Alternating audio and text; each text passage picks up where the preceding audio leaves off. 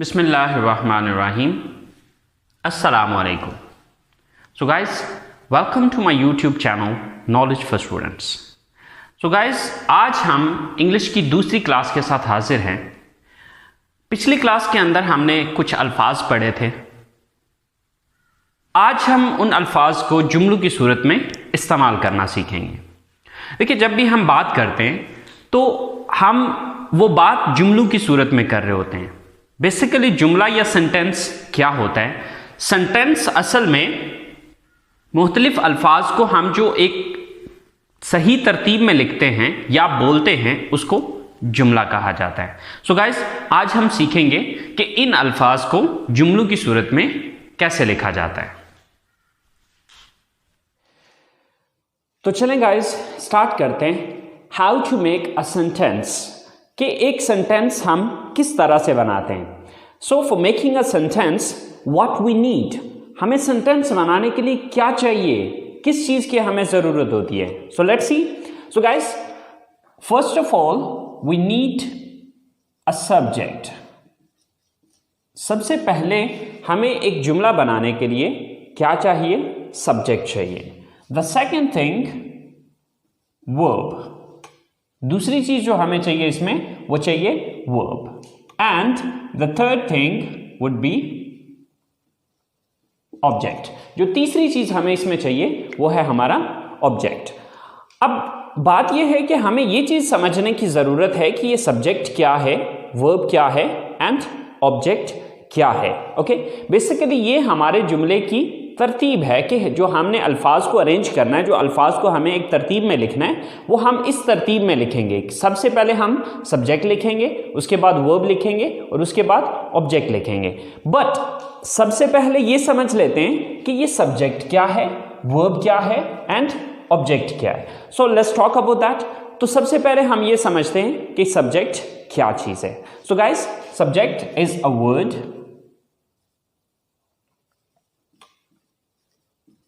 or a phrase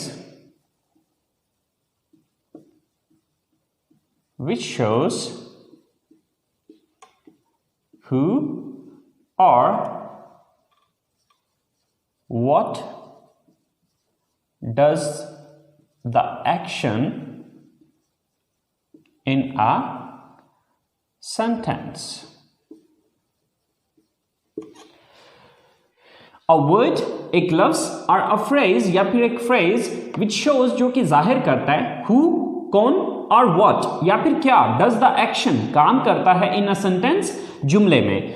यानी कि एक ऐसा लफ्ज या फिर एक ऐसा फ्रेज जो कि ये जाहिर करता है कि जुमले में काम कौन कर रहा है या क्या चीज है जो जुमले में काम कर रही है. तो शॉर्टकट में अगर अपने अल्फाज में कहना चाहूं तो मैं ये चीज कहूंगा कि जुमले में सब्जेक्ट कहा जाता है उसको जो काम करने वाला होता है. तो शॉर्टकट ये कि काम करने वाले को सब्जेक्ट कहा जाता है. फॉर एग्जाम्पल, मैं कॉलेज जाता हूं. अब ये एक सेंटेंस है या ये एक जुमला है. अब इस जुमले में मुझे ये देखना है कि ये काम कौन करता है. मैं कॉलेज जाता हूं, तो ये काम कौन करता है? कॉलेज कौन जाता है? मैं जाता हूं. तो मैं यहां पर क्या है? सब्जेक्ट है. सेम लाइक दैट,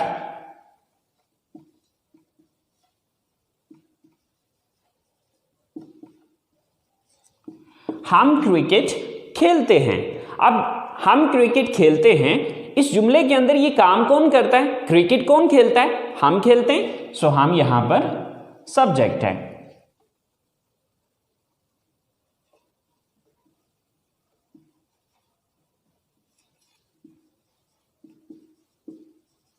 गाय घास खाती है. अब ये काम कौन करता है? यहां पर इस जुमले को अगर हम देखें तो ये काम गाय करती है. घास कौन खाती है? गाय खाती है. सो गाय यहां पर सब्जेक्ट है. तो सिंपल ये कि जुमले के अंदर काम करने वाले को सब्जेक्ट कहा जाता है. सो गाइस, चले हम चलते हैं अपने सेकंड पॉइंट की तरफ. सो हमारा सेकंड पॉइंट है verb. So what is a verb? Verb होता क्या है? तो चले देखते हैं. A word which shows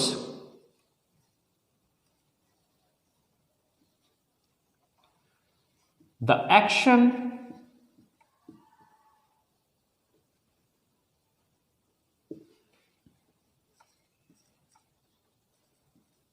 occurrence or a state. A word एक लफ्ज which shows जो कि जाहिर करता है the action किसी एक्शन को, occurrence किसी वाक्य को और a state या फिर किसी हालत को. Okay, so for example,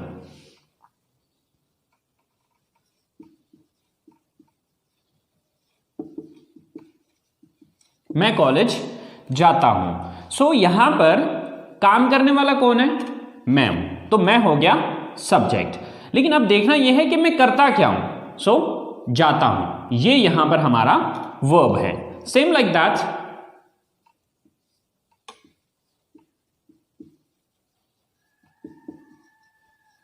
हम क्रिकेट खेलते हैं. ये काम कौन करता है? हम करते हैं. तो हम हो गए सब्जेक्ट.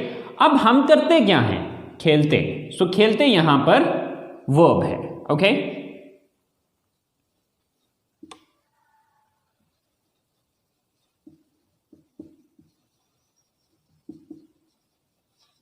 आप इंग्लिश सीखते हैं. ये काम कौन करता है?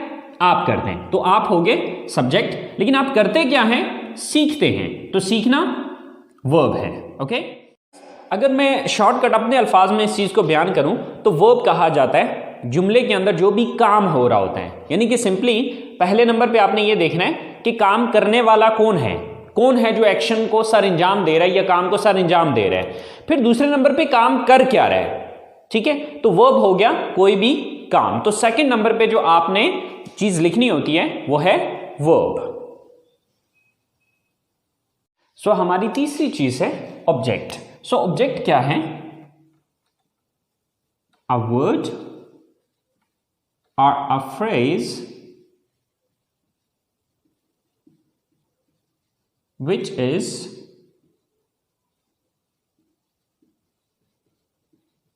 affected by the action of a verb. A word एक लफ्ज और अ फ्रेज या फिर एक phrase which is affected by the action of a verb, जिस पर किसी वर्ब का या किसी काम का असर हुआ होता है. तो यानी कि शॉर्टकट अगर मैं अपने अल्फाज में समझाऊं तो जिस चीज पर काम वाकया हो रहा होता है उस चीज को ऑब्जेक्ट कहा जाता है. मिसाल के तौर पे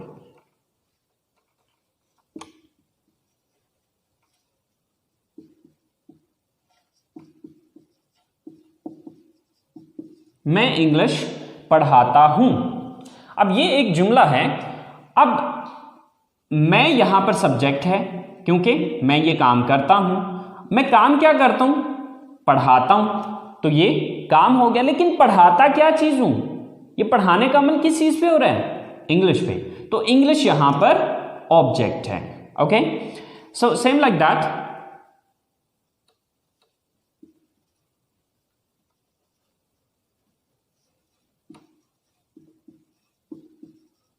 गाय घास खाती है.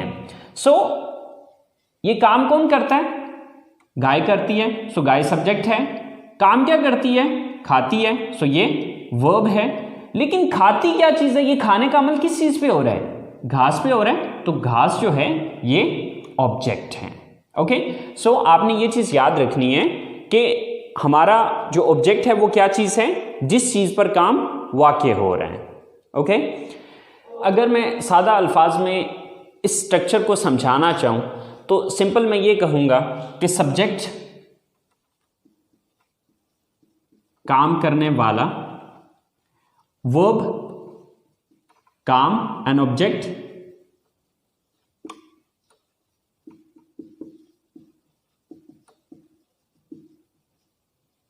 जिस चीज पर काम हो रहा हो.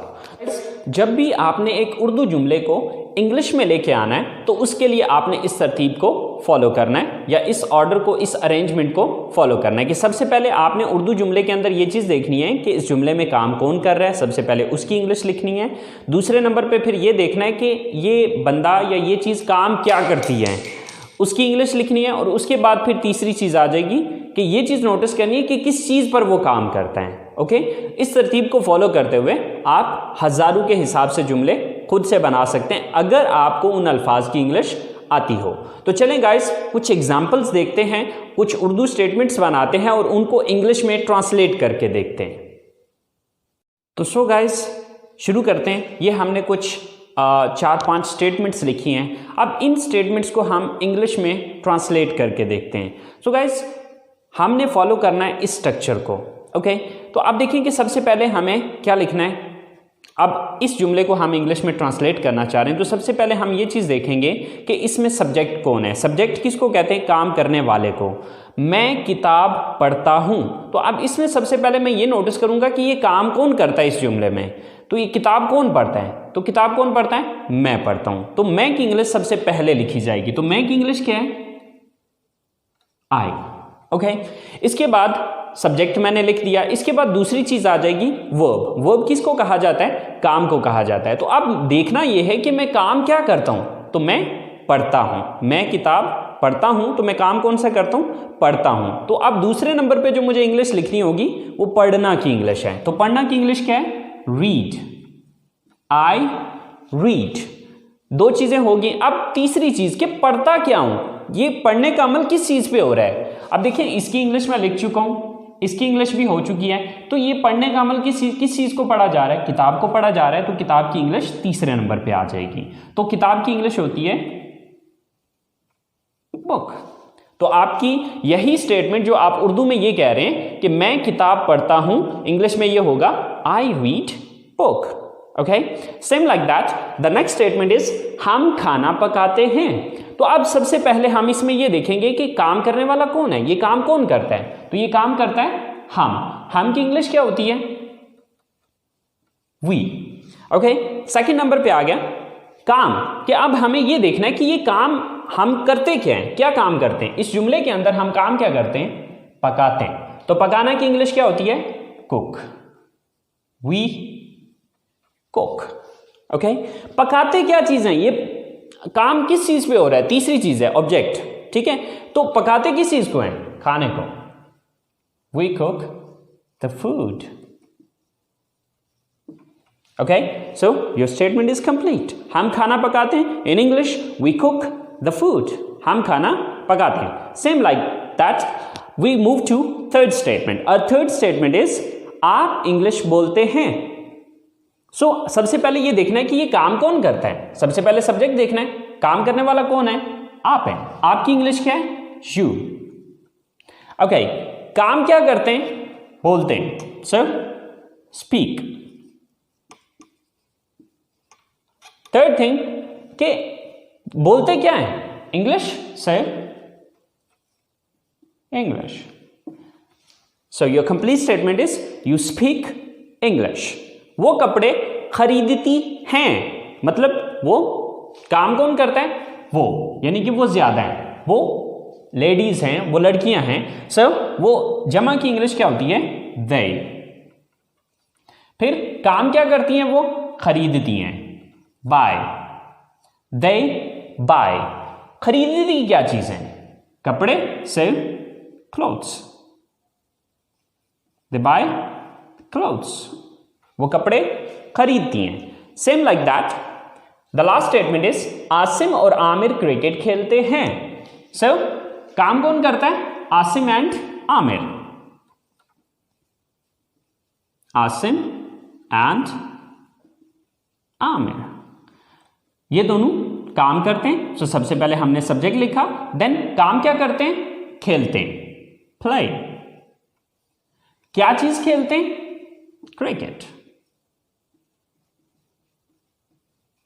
So, Asim and Aamir play cricket. Asim और आमिर क्रिकेट खेलते हैं। सो गाइस, आपने मेन आपकी ये स्ट्रक्चर है। If you understand this thing, this is really really important. ये बहुत इंपॉर्टेंट चीज है। अगर आप इस चीज को अंडरस्टैंड कर लेते हैं तो हजारों के हिसाब से जुमले आप खुद से बना सकते हैं। It's not difficult, it's very simple, very easy. Okay, if you understand this thing, this is the main point. ये हमारा मेन पॉइंट है। और अगर आप इस चीज को समझ जाते हैं तो आप आसानी से हजारों के हिसाब से जुमले बना सकते हैं। अगर इन अल्फाज की आपको इंग्लिश आती हो। ओके, सो गाइस आज हमने सीखा कि एक सिंपल सेंटेंस बनाने के लिए हमें किन चीज़ों की ज़रूरत होती है। तो हमने समझा कि हमें 3 चीज़ों की ज़रूरत होती है। Number 1 subject, number 2 verb and number 3 object. Subject मैंने बताया कि काम करने वाले को सब्जेक्ट कहा जाता है। ये आपकी सबसे पहली चीज़ है जो आपने उर्दू से इंग्लिश में ट्रांसलेट करते हुए सबसे पहले नंबर पे रखनी है। दूसरे नंबर पे आ जाएगा वर्ब। वर्ब कहा जाता है किसी भी एक्शन या किसी भी स्टेट को, मतलब किसी भी काम को आप सिंपल अपने अल्फाज में काम कह सकते हैं। कि देखना ये है कि जो काम करने वाला है वो काम क्या कर रहा है। और फिर तीसरे नंबर पे ऑब्जेक्ट, यानी कि ये काम किस चीज़ पर हो रहा है। बस ये तरतीब आप अपने जहन में रखें और इस तरतीब को मद्देनज़र रखते हुए आप हज़ारों स्टेटमेंट्स आसानी से खुद से बना सकते हैं। सो गाइस, ये आप लोगों का होमवर्क है। 10 स्टेटमेंट्स हैं जो कि एज अ होमवर्क मैं आप लोगों को दे रहा हूँ। ओके, सबसे पहली स्टेटमेंट है हम किताबें खरीदते हैं। नंबर 2 वो म्यूज़िक सुनते हैं। नंबर 3 आप फिल्में देखते हैं। नंबर 4 मैं बर्गर पसंद करता हूँ। नंबर 5 हम चाय पीते हैं। नंबर 6 आप कंप्यूटर इस्तेमाल करते हैं। नंबर 7 मैं फुटबॉल खेलता हूँ। नंबर 8 आप उर्दू बोलते हैं। नंबर 9 अली और साकिब कॉलेज जाते हैं। और नंबर 10 हम जूस पीते हैं। सो गाइस, ये 10 स्टेटमेंट्स आपने अपने तौर पे कोशिश करनी है, खुद से आपने इन स्टेटमेंट्स को बनाना है और बना के इनको बोलने की कोशिश करनी है। बिकॉज स्टेटमेंट्स लिखना अलग चीज़ होती है, इनको बोलना एक अलग चीज़ है। सो हम बात कर रहे हैं स्पीकिंग की। ओके, सो आप जितना ज़्यादा आप इन अल्फाज को, इन जुमलों को अपनी ज़बान से अदा करेंगे उतना ज़्यादा आपकी रवानी बनती चली जाएगी। सो गाइस, कल ये स्टेटमेंट्स मैं खुद भी बना के आपको बताऊंगा, तो आप देख लीजिएगा कि आपने उन स्टेटमेंट्स को कैसे बनाया था और मैंने इन स्टेटमेंट्स को कैसे बनाया है। अगर कोई थोड़ी बहुत मिस्टेक हो गई है, डजंट मैटर, स्टार्ट है, स्टार्ट में डेफिनेटली थोड़ी बहुत मिस्टेक्स होंगी, बट कोई मसला नहीं है। आपने कोशिश करनी है अपनी तरफ से इस काम को करने की, and with the passage of time इंशाल्लाह आप अपने अंदर चेंजेस देखेंगे कि आप इस चीज़ को इम्प्रूव कर रहे हैं। सो गाइस, उम्मीद करता हूँ आपके आज के लेसन को आप लोगों ने एंजॉय किया होगा, एंड इंशाल्लाह ज़िंदगी रही तो मुलाकात होगी आपसे अगले लेसन के साथ। Wish you all the best. So अल्लाह हाफिज़।